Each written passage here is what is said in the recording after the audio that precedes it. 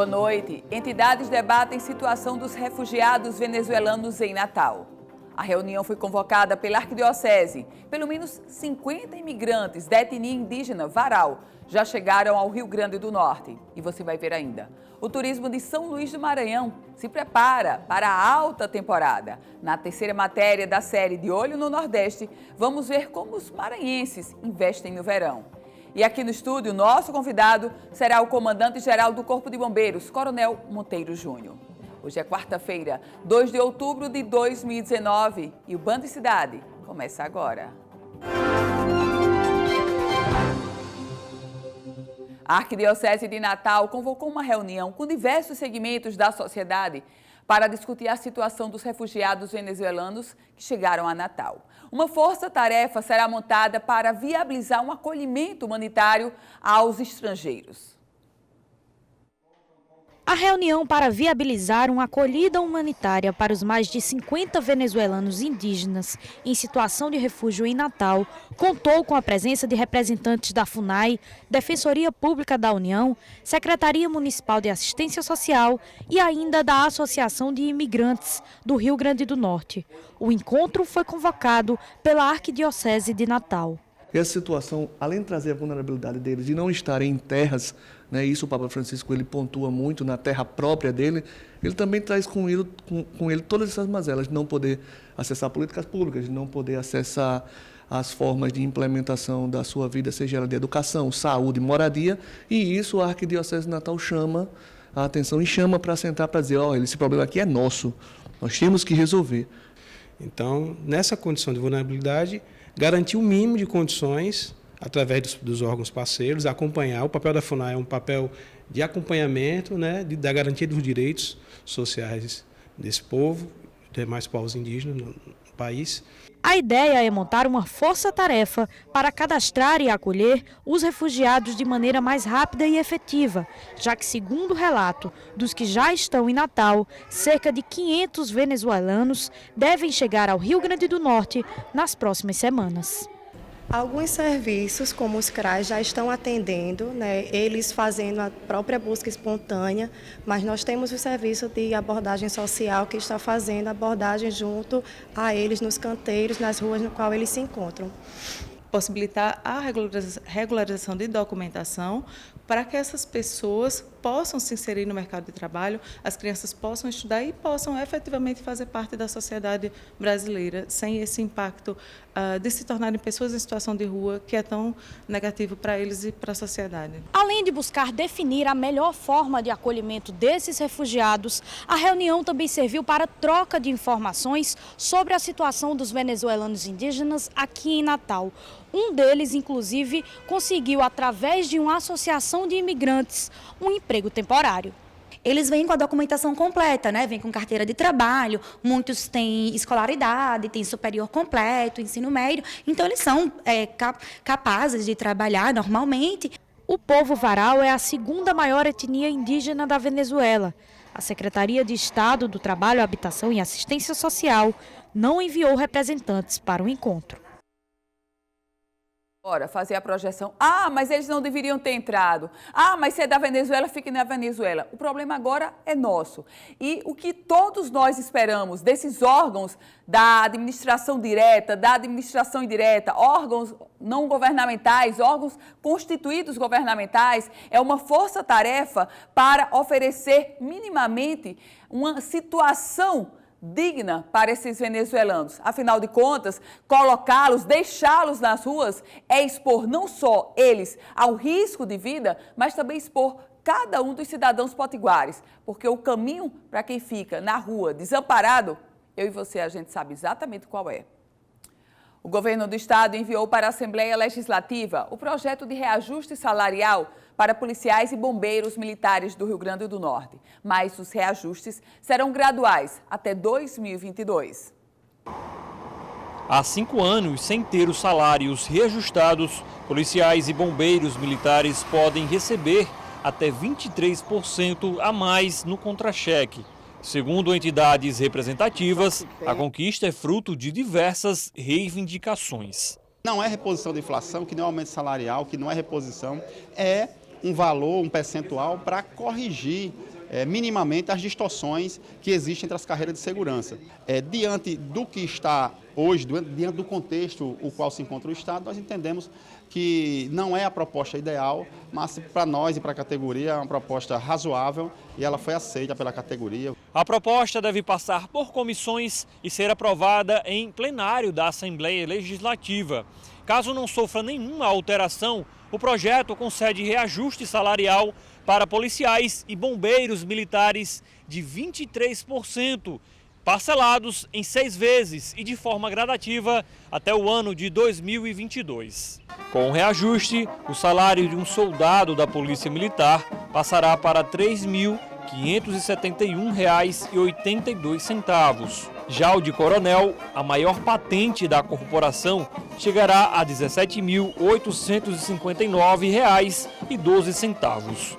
Policial militar da reserva, o hoje deputado estadual Coronel Azevedo, considera o reajuste um avanço, mas declara que outras melhorias são necessárias para a carreira. Foi um avanço, mas os temas relativos aos militares estaduais e também aos operadores de segurança pública permanecerão em constante agenda junto ao governo do Estado. Não se encerrou com o envio da proposta. O governo do Estado prometeu também promover ainda nessa gestão a estruturação da carreira dos policiais e bombeiros militares. É uma demanda que não é boa apenas para os policiais e bombeiros. Essa demanda também é boa para a população. Tenho clareza e consciência de que a melhoria do serviço prestado à população passa obrigatoriamente pela valorização profissional.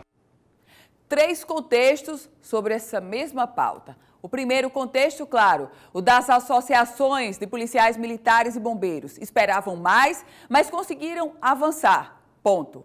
Segundo contexto, do governo do Estado, que vive uma crise econômica, mas cedeu à pressão das associações de policiais militares e bombeiros e agora vai ter que cumprir o acordo.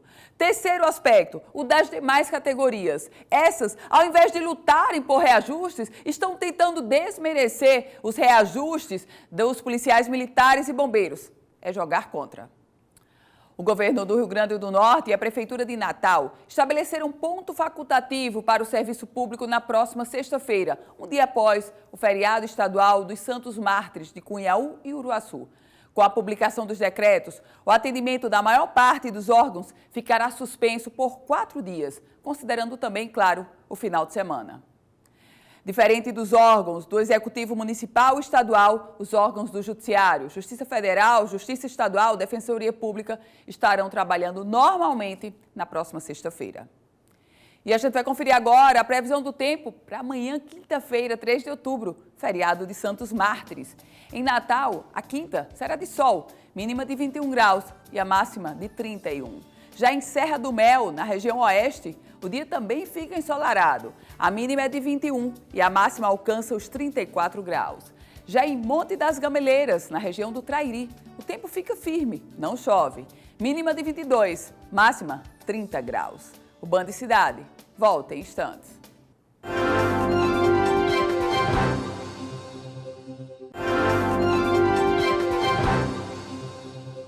De volta com o Band Cidade e vamos agora, direto a Brasília, conferir as notícias do dia no Congresso Nacional. Conosco, Napoleão de Castro. Boa noite para você, Napoleão. Boa noite, Ana. Boa noite a você, boa noite ao nosso telespectador do Band Cidade. A reportagem da Band Natal voltando de Brasília nesta quarta-feira, no acompanhamento político aqui direto da capital federal.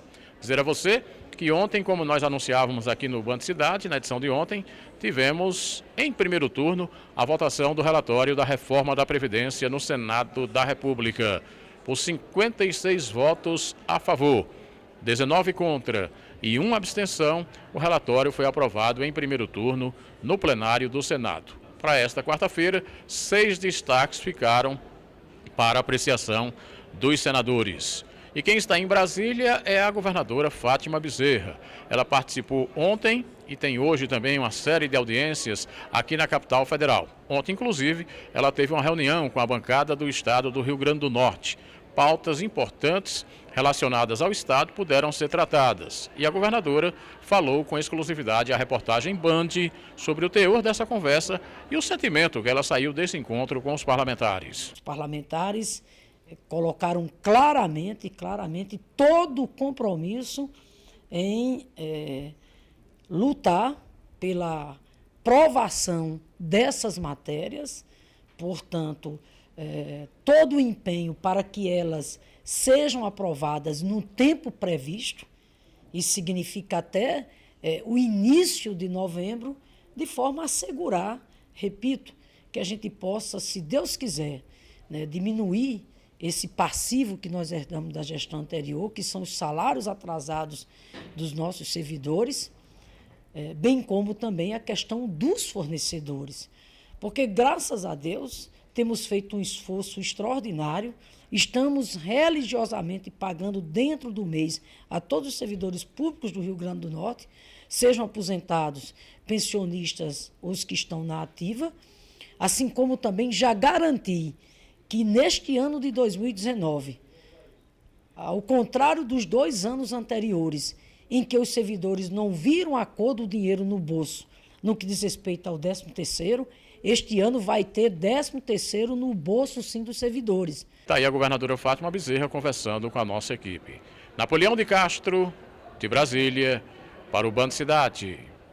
Obrigada, Napoleão. E a gente fala agora sobre turismo. Na terceira matéria da série De Olho no Nordeste, vamos ver como o setor do turismo de São Luís do Maranhão se prepara para a alta temporada.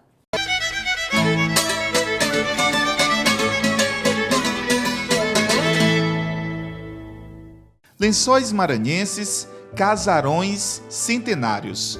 Praias, o Maranhão tem atrativo turístico de ponta a ponta do estado. O período de férias ganha reforço com as 16 novas cidades reconhecidas pelo Ministério Público como a região turística.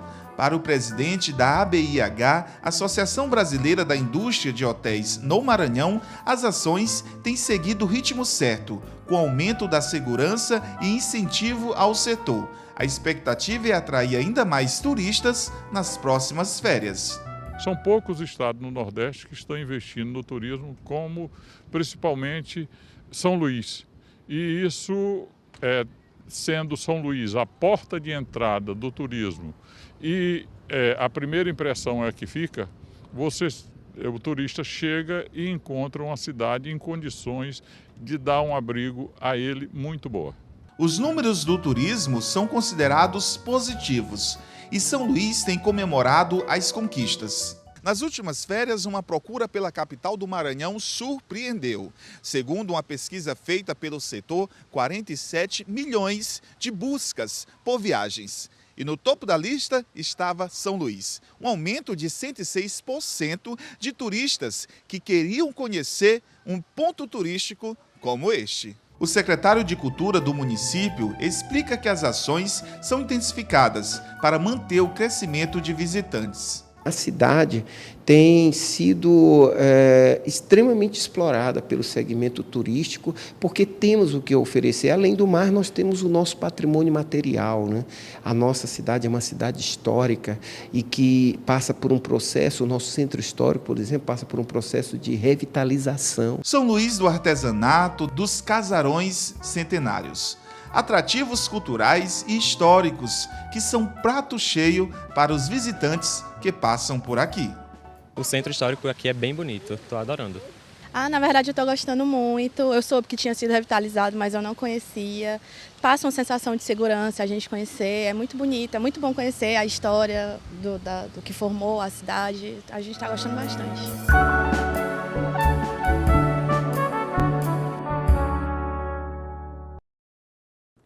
No próximo bloco, eu recebo aqui no estúdio o comandante-geral do Corpo de Bombeiros, Coronel Monteiro Júnior.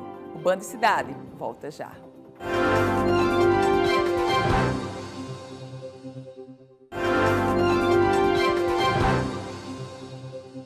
De volta com o Band Cidade. E eu recebo aqui no estúdio o comandante-geral do Corpo de Bombeiros, Coronel Monteiro Júnior. Comandante, boa noite, seja muito bem-vindo. Boa noite, Ana. Boa noite a todos que nos assistem nesse momento. Comandante, as queimadas, os incêndios no interior do Rio Grande do Norte, esse período é propício a isso? É normal ou houve uma excepcionalidade com tantos incêndios? Sim, a gente considera a época dos incêndios florestais. Todos os anos, nessa época que vai mais ou menos entre agosto e meados de dezembro, a gente tem a intensidade dos ventos, a gente tem a umidade mais baixa, o mato muito seco e o calor muito intenso. Então, isso propicia condições para que, iniciando um foco de incêndio, ele venha a se propagar rapidamente. Então, a gente acompanha em todo o estado essa condição propícia para essa propagação mais rápida. E esse foco de incêndio, ele começa por quem? Por alguém que joga, de repente, um cigarro despretensiosamente? Ou é um incêndio criminal? O que é que gera, comandante? As causas são diversas. A maioria dos incêndios, eles acontecem por causa humana, mas também acontecem os incêndios por causas naturais. Raios, a própria combustão espontânea, né, do combustível, aliado com todos esses fatores que propiciam essa condição favorável, pode também gerar espontaneamente. Mas a maioria das causas são atribuídas à questão da ação humana. Aí a gente atribui principalmente as queimadas descontroladas, porque a queimada ela pode ser feita de forma controlada, ela pode ser até autorizada por lei, mas ela feita sem essa autorização por lei, a gente já sabe que é uma queimada descontrolada. O que é isso? É um proprietário de uma terra quer fazer a limpeza de um terreno, aí vai, taca fogo naquele combustível mais seco, perde o controle, passa para a mata e aí se propaga rapidamente. Comandante, e nesse contexto me chamou a atenção quando o senhor disse que faz um controle do estado todo. A gente sabe exatamente das limitações que tem o Corpo de Bombeiros na questão de equipamentos. Como é que ocorre esse controle? As causas, a partir do momento que a gente identifica que está havendo algum tipo de foco de incêndio, por provocação do próprio público que liga para o Corpo de Bombeiros, a gente vai para o local para se tentar fazer o reconhecimento e se combater esse incêndio. O controle se dá com, realmente o efetivo é bem diminuto, nós temos bombeiros em 6 municípios apenas, então se a gente tiver um incêndio, por exemplo, a gente teve o da Serra do Lima, que foi na cidade de Patu, no município de Patu, a nossa unidade mais próxima era Pau dos Ferros. Então, o primeiro combate foi realizado pela equipe de Pau dos Ferros. E a gente está falando de uma distância de quanto tempo? 70 quilômetros. 70 quilômetros. Então, se não se começar um combate imediato através de voluntários, até a chegada do bombeiro, esse incêndio vai se propagar ainda mais rápido, né? Então, já pode estar totalmente fora do controle. Que foi o caso, em que pese os populares já terem dado um combate inicial, quando o bombeiro chegou lá, já estava tomado de proporções assim bem grandes. Esse da Serra do Lima provocou uma comoção muito grande e as pessoas tinham muito receio de atingir o Santuário do Lima, que é belíssimo, muito conhecido, até fora do estado. De fato, houve esse risco, comandante? Houve sim. O fogo chegou bem próximo, próximo assim a metros do santuário, e a gente ficou muito preocupado. Realmente a gente conseguiu agir de uma forma em que conseguimos isolar o santuário para que esses focos de incêndio ficassem a uma distância em que não chegasse a atingir o santuário. Fomos combatendo dia a dia, foram um total de 10 dias de combate até a retração total do efetivo e dos voluntários, identificando que não tinha foco algum. A operação toda durou 10 dias. As notas divulgadas pelo Corpo de Bombeiros na época desse episódio, a gente está falando em uma semana atrás, elas realçavam muito a participação da população, os bombeiros, digamos, voluntários, a comunidade. O que lhe chamou a atenção, comandante, nessa participação do povo? Foi marcante. Nos meus 25 anos de bombeiro, eu, sinceramente, nunca vi além do clamor, né, pela preservação do seu patrimônio, um envolvimento tão efetivo de uma comunidade, em todos os aspectos. Desde a logística de preparação de alimentos, onde eram várias cozinheiras, várias pessoas, doações diversas. Teve um momento lá que foi solicitado, olha, não envie mais donativos, porque já não estamos mais comportando aqui no almoxarifado que foi montado lá. Foi uma mega estrutura montada, por dia a gente tinha em torno de 80 bombeiros, mais 140 voluntários, trabalhando todos os dias. Não só no combate, mas também nessa questão de logística.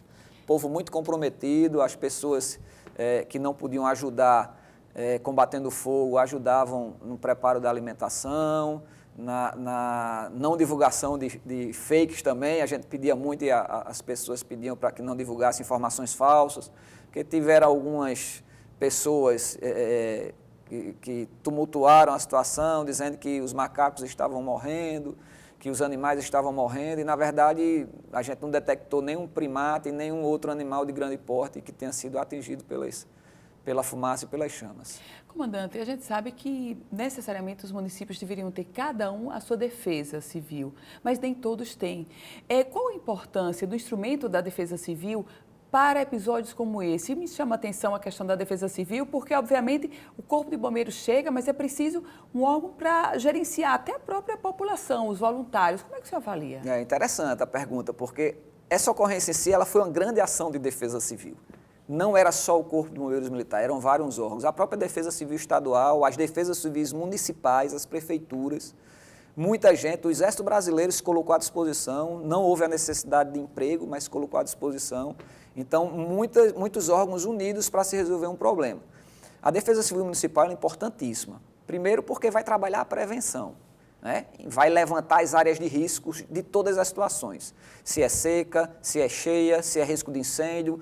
O município com a defesa civil bem estruturada, ele tem um órgão preventivo efetivo para evitar que os sinistros aconteçam. Trabalhar evitando.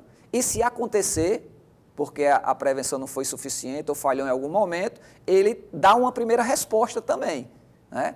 A defesa civil, por exemplo, de alguns municípios adjacentes, quando iniciou essa ocorrência, as prefeituras, quando nós bombeiros, o órgão bombeiro chegou lá, as prefeituras já tinham mandado os carros-pipas, já tinham mandado os seus coordenadores municipais de defesa civil, o tenente-coronel Carvalho, que é o nosso coordenador estadual de defesa civil, já tinha contactado também as prefeituras adjacentes com as suas defesas civis para irem ao local e já ir se antecipando uma situação ou outra. É de fundamental importância. Um município que tem uma defesa civil bem estruturada, ela previne que os sinistros aconteçam e, se eles acontecerem, que muitos sejam mitigados os danos causados pelo sinistro. O fogo chegou agora ao Seridó? O senhor já registrou casos de incêndio no Seridó, não foi? Olha, na verdade, a região do Seridó ainda acontece mais, tá? É mesmo, comandante? Nesse dia que nós fomos acionados para combater esse sinistro na Serra do Lima, foram 5 incêndios simultâneos. 2 na região do Seridó, 1 em Mossoró, 1 em Currais Novos, que também é a região do Seridó, então 3 na região do Seridó, e a Serra do Lima. Foram 5 simultâneos. O senhor fez como? Com o pouco efetivo que tem? Pois é, com o pouco efetivo que tem, a gente tem que mandar uma guarnição ou outra. Como eram pequenos focos, foram resolvidos rapidamente. Esse da Serra do Lima, como foi um grande incêndio, teve que envolver uma estrutura maior. Inclusive, foram bombeiros militares aqui da capital também auxiliar nesse evento, e um total de 80 bombeiros trabalharam na Serra do Lima. Nesse momento está acontecendo um incêndio na região lá do Apodi. Nós estamos combatendo junto com a Petrobras e junto também com voluntários da população local. Todos os dias acontece incêndio florestal. Nós tivemos um recentemente também aqui em Genipabu e acontece em todos os municípios do estado. Alguns se extinguem por si só, né? A gente não chega a atender a todos, porque até quando a gente se desloca e, era um pequeno foco, já apagou, retrai. Outros a população resolve e os que o bombeiro vai, a gente também tenta resolver. Comandante Monteiro Júnior, só o telefone para quem estiver presenciando um início de incêndio, liga para onde? Liga para 193 ou 190 também. Se o município não tem bombeiro, vai ligar 190, a Polícia Militar vai acionar o Corpo de Bombeiros mais próximo e a gente vai se deslocar para o local. E a orientação para que evitem fazer queimadas descontroladas, evite fazer fogueiras, limpeza de terreno próximo de matas, porque isso pode gerar um grande incêndio florestal. Comandante Monteiro Júnior, muito obrigada por sua entrevista. Nós aqui agradecemos e estamos à disposição. Obrigada, boa noite. E o Band Cidade vai ficando por aqui. A você uma excelente noite. Sua companhia agora é o Jornal da Band. Amanhã a gente volta a se encontrar às 18h50 aqui na tela da Band. Bom feriado para você. Até amanhã.